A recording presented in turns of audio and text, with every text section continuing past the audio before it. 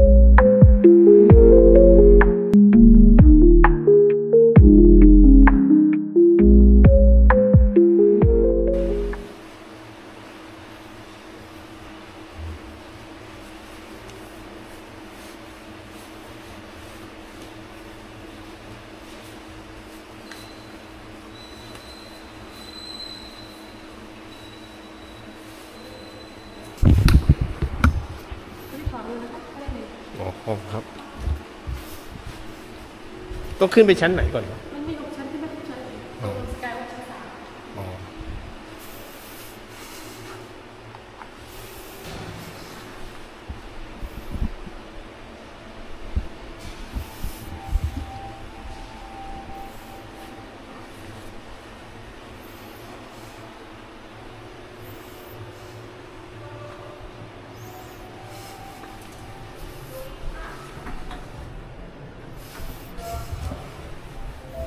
เดี๋ยวขึ้นไปชั้น 6ก่อนนะครับ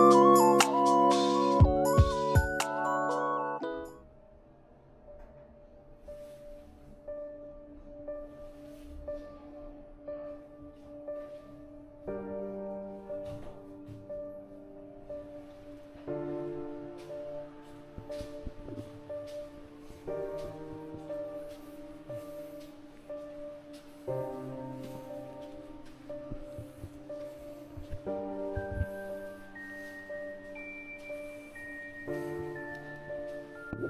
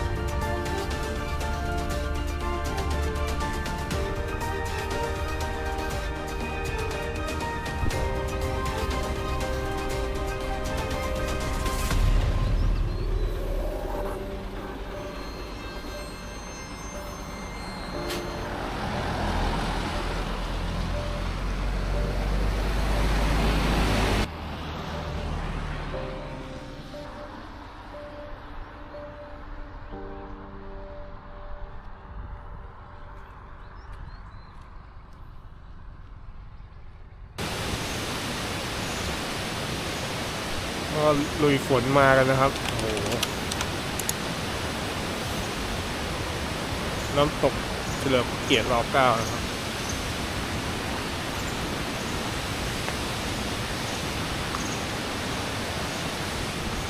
เดินเข้าไป400 เมตรครับเดินเข้าไป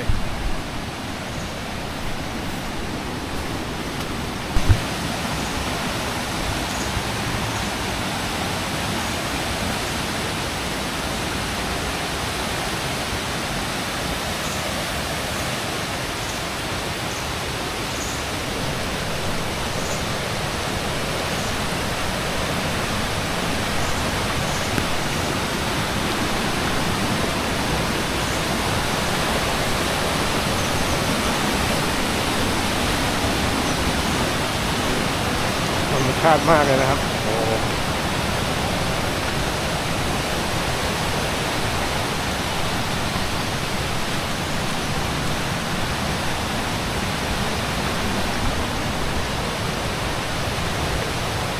เสียงมันตกดังมากเลย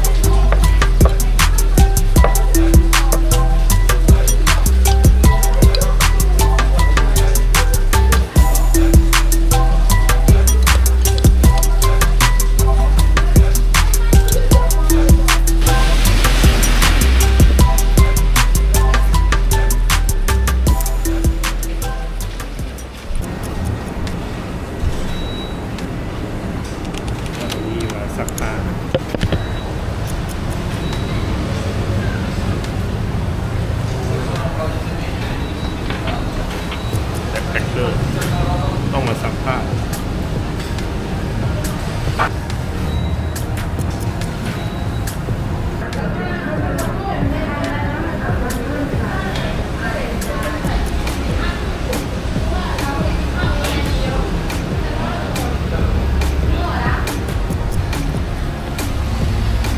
อยู่หน้าร้านข้าวไก่เจ้าดังตรง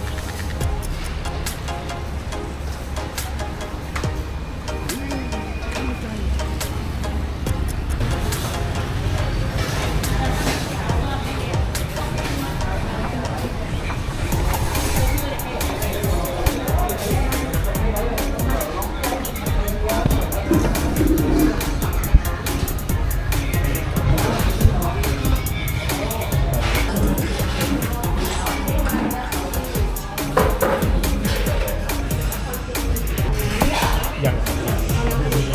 มีน้ำมันลง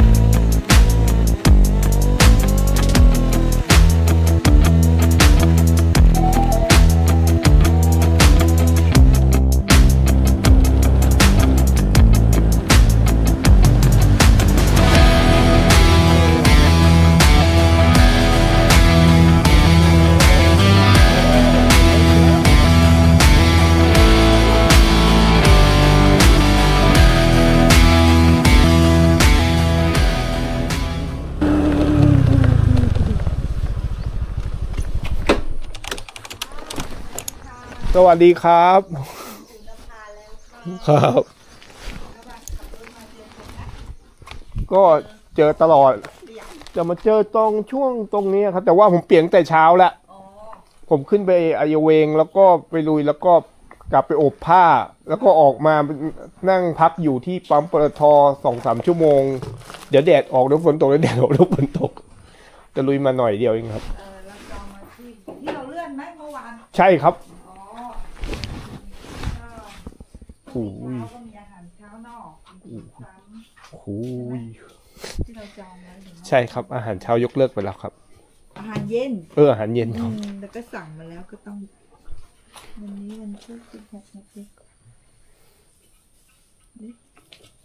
ของ10จริงๆ15ไงโทรเลื่อนไป16ใช่ครับโอเคพรุ่งนี้เนาะ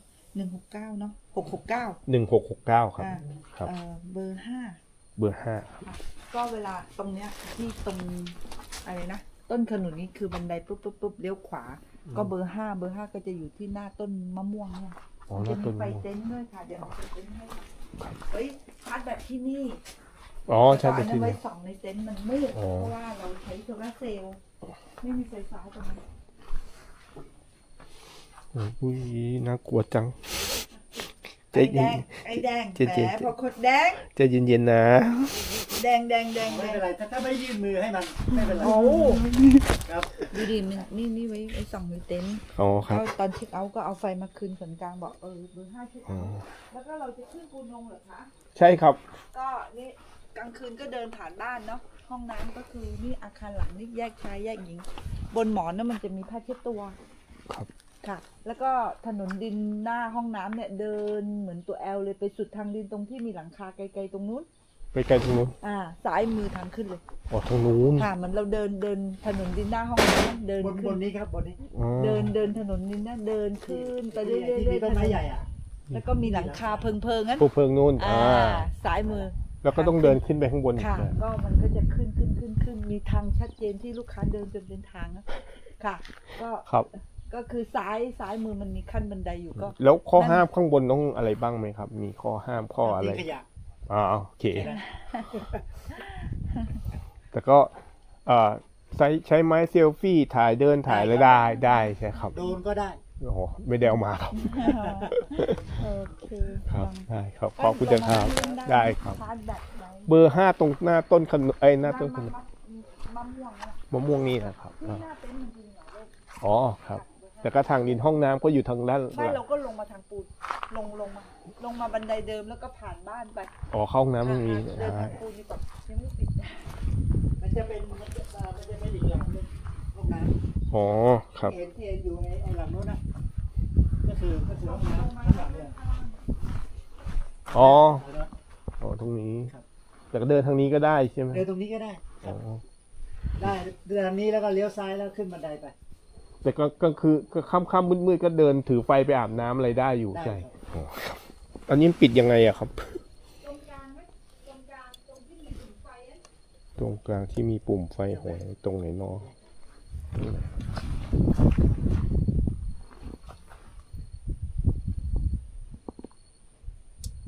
อ๋อ ปิด โอเคขอบคุณครับเดี๋ยว มันอยากจะไปจริงๆมันอยากจะไปทักทายเราแต่ว่ามันกลัว ผมก็กลัว ต่างคนต่างกลัวโอเค บ๊ายบาย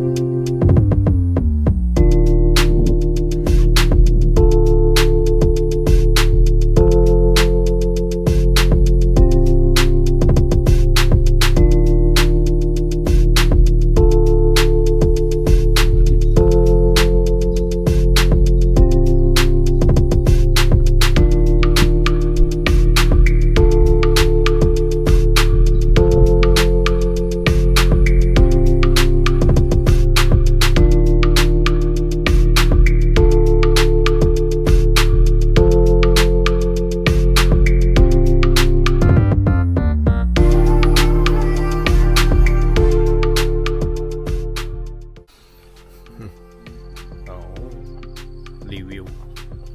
แคมป์ภูนภานะครับจังหวัดยะลาอำเภอเบตงก็เป็นเต็นท์นะครับเป็นเต็นท์มีผ้าห่มมีผ้าห่ มุ้งไม่มี ใช้เต็นท์เอาแสงสว่างไม่ค่อยมีนั่นก็จะเป็นวิวข้างนอกครับ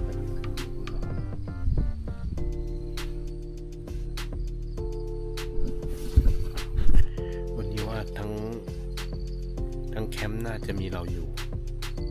เต็นท์เดียวนะครับก็อยู่ได้อากาศเย็นสบายดีครับ